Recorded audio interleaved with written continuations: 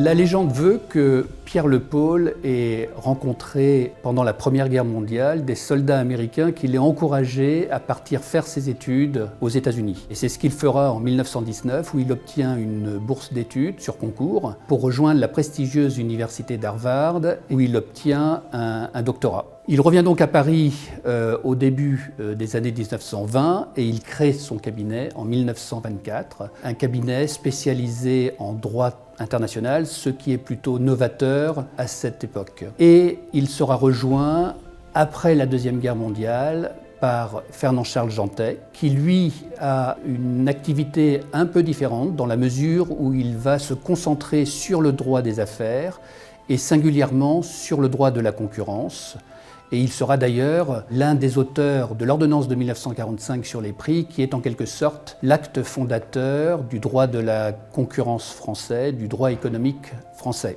Fernand-Charles Jeantet, c'était une personnalité très particulière et également il va avoir à peu près le même profil, très universitaire, très impliqué dans la recherche juridique, très passionné par le droit international. Et c'est vrai qu'après-guerre, avec le plan Marshall, ayant fait Harvard tous les deux d'ailleurs, vont pouvoir approcher une clientèle américaine et qui va constituer le socle, on va dire, de la clientèle internationale de Jeantet qui va se pérenniser jusqu'encore aujourd'hui. Donc on a à l'époque toutes les grandes multinationales américaines qui étaient très peu connues en France, déjà Coca-Cola, PepsiCo, Kodak, Ford. À l'époque, on n'a pas le droit de s'associer pour créer un cabinet, mais ils vont quand même essayer et malgré les difficultés qu'ils auront à l'époque avec un barreau parisien encore un petit peu rétif, eh bien, ils utiliseront l'autorisation réglementaire qui leur sera donnée à partir de 1954 pour permettre à Fernand-Charles Jeantet de rejoindre le cabinet fondé par Le Paul. Et quand Le Paul prendra sa retraite dans les années 60, eh bien, à l'époque, on est obligé de laisser son nom derrière soi, et donc le cabinet s'appellera définitivement Jeantet.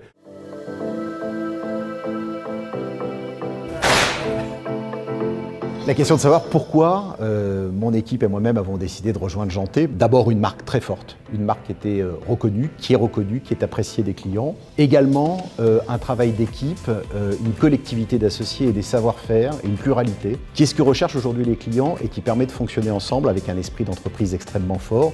Et puis enfin une qualité de service et une présence à l'international qui est indéniable et qui fait qu'aujourd'hui, avec les 100 ans d'existence que va fêter cette année Jeantet, eh bien c'était évidemment la marque, le choix qui s'imposait pour un grand nom français. J'ai trouvé une structure dans laquelle on a un équilibre entre les générations internes qui montent, les historiques et les latéraux. Je pense que c'est ce qui fait l'âme du cabinet et c'est ce qui fait son équilibre et la qualité de son service. Je suis arrivé en tant que collaborateur et donc j'ai pu voir le potentiel que j'imaginais chez Jeantet pour devenir associé, d'abord en tant que consul, puis associé. Jeantet était vraiment un très bon cabinet pour pouvoir se développer dans un esprit d'entrepreneuriat qui est une des caractéristiques du cabinet. 100 ans, c'est pas une fin, c'est un début. Et c'est vrai qu'aujourd'hui, il y a le savoir-faire, il y a la pluralité des compétences, il y a l'esprit d'entreprise et il y a le service client qui gouverne aujourd'hui la logique Jeantet.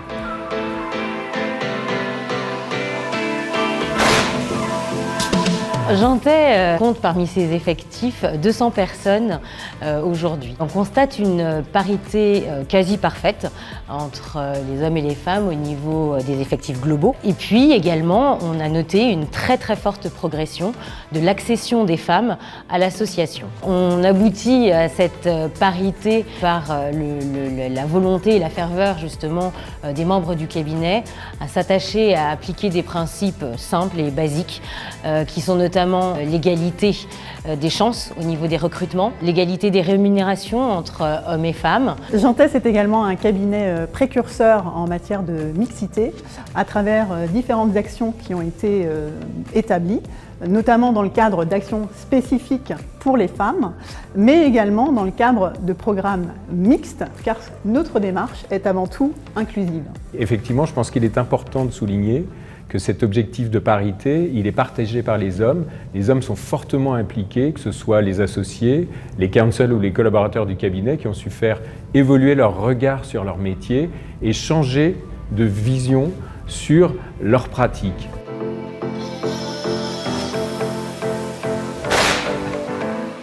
Jeantet rassemble 150 avocats.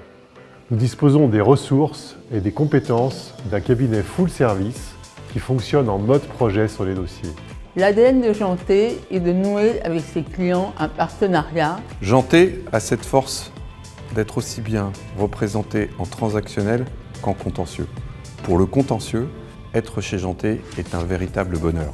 Nous pratiquons aussi bien le contentieux étatique, l'arbitrage que la médiation et nous sommes en capacité de servir tous nos clients sur toutes leurs problématiques.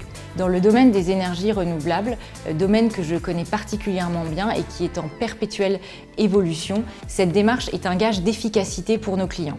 Notre esprit d'équipe, la confiance que nous nous portons, les synergies que nous avons développées maintenant depuis plusieurs années font de nous des acteurs engagés pour la transition énergétique.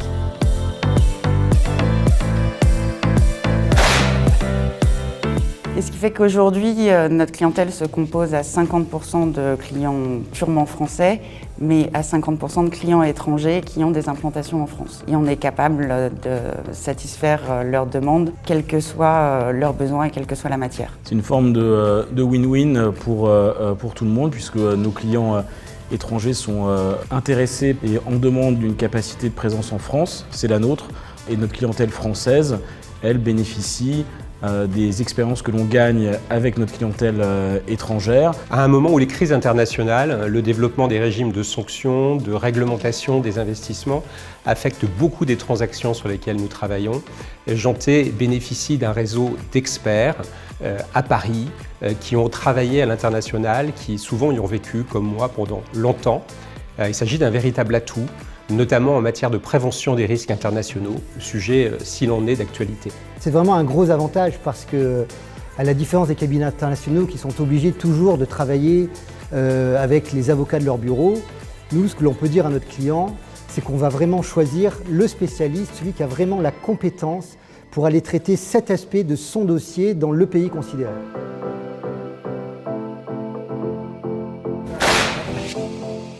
L'indépendance d'un cabinet d'avocats français, c'est tout d'abord la certitude de pouvoir servir ses clients sans être touché par des problématiques de conflit d'intérêts. C'est une garantie très forte à laquelle les avocats du cabinet sont énormément attachés. Ça se traduit par l'indépendance de l'avocat dans son exercice, qu'on expérimente tous en tant qu'avocat chez Janté. Ça se traduit concrètement par notre capacité et l'attitude qu'on a à proposer des solutions sur mesure à nos clients. L'indépendance, c'est ce à quoi tout avocat, quand il commence son exercice professionnel, s'engage par serment. L'indépendance d'un cabinet français, c'est enfin et surtout une certitude très forte pour le client que les données sensibles, confidentielles, seront conservées et traitées dans l'intérêt supérieur de l'entreprise et l'intérêt souverain du client. Les associés, aujourd'hui du cabinet, sont toujours très attachés à cette indépendance et œuvreront pour que cette dernière soit perpétuée par les générations futures d'associés.